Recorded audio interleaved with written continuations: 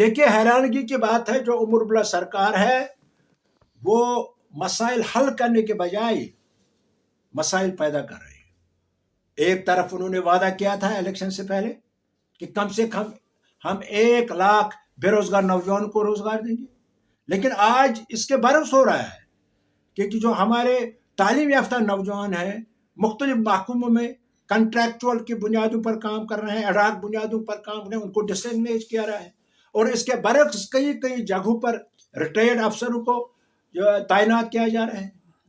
یہ بات بہانہ بنا کر کہ ان میں ایکسپیرئنس ہے، بھئی پھر نئے نوجوانوں کو موقع ہی نہیں ملے گا۔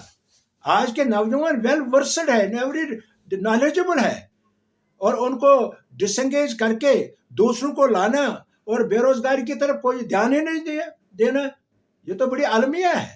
کیا کر رہی ہے عمر سرکار؟ کیا اپنے جو وعدے کیے ہیں ان سے مکر رہی ہے؟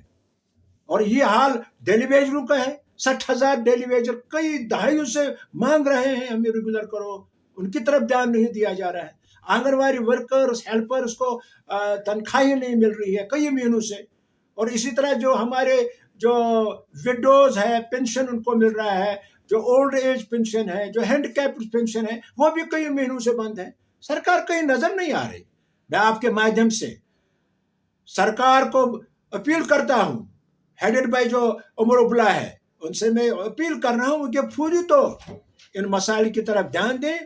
بے روزگاری کا جو انہوں نے ختم کرنے کا وعدہ کیا تھا اس کی طرف دھیان دیں، اور جو ہمارے جو ڈیلی ویجر ہے ان کو ریگولر کریں، آنگن واڑی ورکرز ان کا جو ہیلپرز ہیں ان کے تنخواہیں ریلیز کریں، اور جو ہمارے جو اولڈ ایج پینشن ہے بیچارے غریب لوگ ان کو بھی پینشن ریلیز کریں۔